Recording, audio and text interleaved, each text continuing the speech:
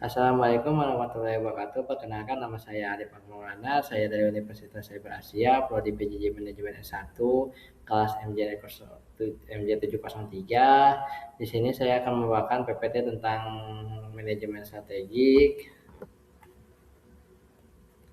Pada awal pembahasan materi manajemen strategik, saya akan membahas materi tentang manajemen strategik dalam organisasi modern. Terdapat 4 komponen. Yang pertama, manajemen strategik adalah proses perencanaan, pelaksanaan, dan evaluasi strategik untuk mencapai tujuan jangka panjang organisasi secara efektif dan berkelanjutan. Yang kedua, manajemen strategik mencakup analisis lingkungan internal dan eksternal, penetapan visi, misi, dan tujuan, implementasi dan evaluasi strategi. Yang ketiga, era industri 4.0 ditandai oleh digitalisasi sistem kerja, pemanfaatan teknologi informasi, cloud, dan big data, tuntutan kecepatan, transparansi, dan akuntabilitas. Yang keempat, organisasi modern dituntut untuk adaptif, inovatif, dan berbasis data, bukan hanya bekerja secara administratif. Materi pembahasan selanjutnya yaitu peran strategis manajemen strategik di DLH Purwakarta. Terdapat 3 komponen. Yang pertama, manajemen strategik membantu DLH menentukan prioritas permasalahan lingkungan, sampah, pencemaran, kualitas air dan udara, menyusun program yang selaras dengan visi pembangunan daerah. Yang kedua, mendukung penerapan teknologi industri 4.0 seperti sistem monitoring lingkungan berbasis digital, pelaporan masyarakat secara online, pengelolaan data lingkungan secara terintegrasi. Yang ketiga, meningkatkan efektivitas dan efisiensi pelayanan publik, transparansi dan akuntabilitas kinerja karyawan masyarakat terhadap pemerintah daerah. Materi selanjutnya saya akan membahas tentang analisis manfaat implementasi manajemen strategik. Terdapat 3 komponen. Yang pertama, dampak jangka pendek. Program kerja lebih terarah dan terukur, koordinasi antar bidang menjadi lebih efektif, pengambilan keputusan berbasis data.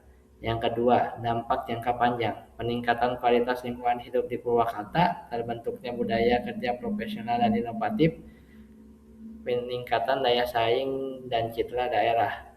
Ketiga, kesimpulan. Manajemen strategik merupakan kebutuhan utama bagi DLH Purwakarta agar mampu menghadapi tantangan lingkungan di era industri 4.0 secara berkelanjutan.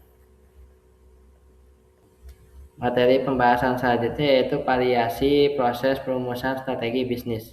Ada 3 komponen. Yang pertama, perusahaan kecil, strategi bersifat informal, tidak terdokumentasi secara tertulis, keputusan strategik diambil langsung oleh pemilik atau pengelola, komunikasi strategik melalui arahan lisan dan kebiasaan kerja. Yang kedua, perusahaan besar, strategi bersifat formal dan sistematis, tertuang dalam dokumen perencanaan strategis, melibatkan banyak tingkatan manajemen, didukung rapat analisis data dan masukan lintas unit. Ketiga, perbedaan ini dipengaruhi oleh skala usaha, kompleksitas organisasi, ketersediaan sumber daya. Materi pembahasan selanjutnya ialah peran pemimpin dalam analisis dan pemilihan strategi. Terdapat 4 komponen. Yang pertama, terlepas dari bentuk organisasi, pemimpin memiliki peran sentral dalam menganalisis lingkungan internal dan eksternal, menilai peluang dan risiko bisnis, menentukan arah dan prioritas strategi. Yang kedua, dalam perusahaan besar, pemimpin bertindak sebagai pengarah dan mengambil keputusan akhir, menyelaraskan berbagai masukan manajemen. Yang ketiga, dalam perusahaan kecil, pemimpin bertindak sebagai perancang sekaligus pelaksana strategi. Yang keempat, partisipasi pemimpin diperlukan agar strategi relevan dengan kondisi perusahaan, dampak dapat diimplementasikan secara efektif selaras dengan tujuan jangka panjang organisasi. Materi pembahasan selanjutnya yaitu pendekatan strategi bisnis yang dapat diterapkan. Terdapat 5 komponen. Yang pertama, pendekatan analisis menggunakan analisis SWOT, pastel, dan analisis industri. Cocok untuk perusahaan besar dan lingkungan bisnis yang kompleks. Yang kedua, pendekatan intuitif dan pengalaman. Berdasarkan pengalaman dan insting pemilik atau manajer umum diterapkan pada perusahaan kecil. Ketiga, pendekatan partisipatif melibatkan manajemen dan karyawan dalam perumusan strategi, meningkatkan komitmen dan pemahaman strategi. Yang keempat, pendekatan adaptif. Strategi bersifat fleksibel dan dapat berubah sesuai kondisi pasar. Yang kelima, kesimpulan, pendekatan strategi harus disesuaikan dengan ukuran, budaya, dan dinamika perusahaan. Materi pembahasan selanjutnya yaitu peran pengendalian strategi dalam menghadapi perubahan lingkungan. Terdapat 4 komponen. Yang pertama, manajemen strategi penting untuk mengantisipasi perubahan regulasi, teknologi, dan tuntutan masyarakat. Yang kedua, pengendalian strategi merupakan tahap akhir manajemen strategis.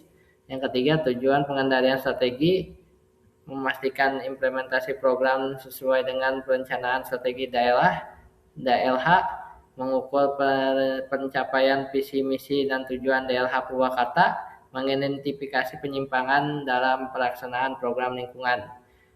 Keempat, pengendalian strategi memastikan seluruh kegiatan DLH berjalan terarah, terukur, dan berkelanjutan.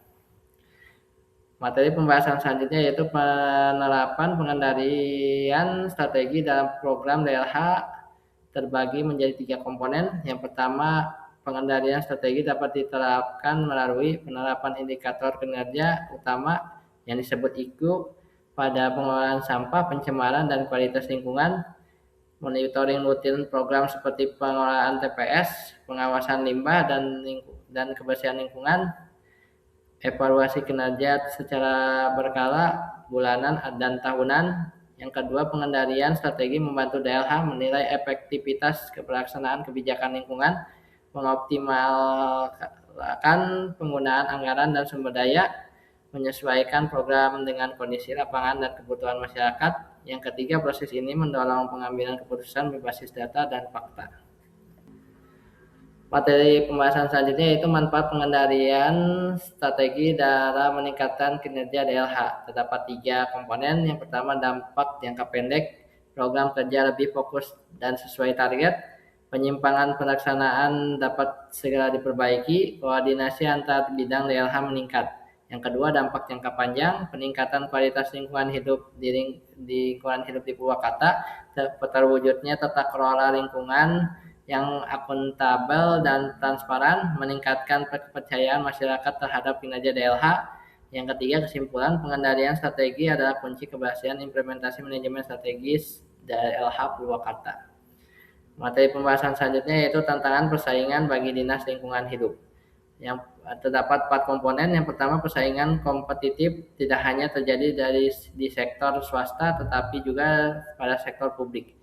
Yang kedua, DLH Purwakarta menghadapi persaingan dalam kualitas pelayanan lingkungan antar daerah, penilaian kinerja pemerintah daerah yang disebut IKLH, penghargaan lingkungan, yang kepercayaan dan kepuasan masyarakat. Yang ketiga, tantangan utama, keterbatasan anggaran dan SDM, tingginya tuntutan masyarakat terhadap kebersihan dan kualitas lingkungan, perkembangan teknologi dan regulasi lingkungan.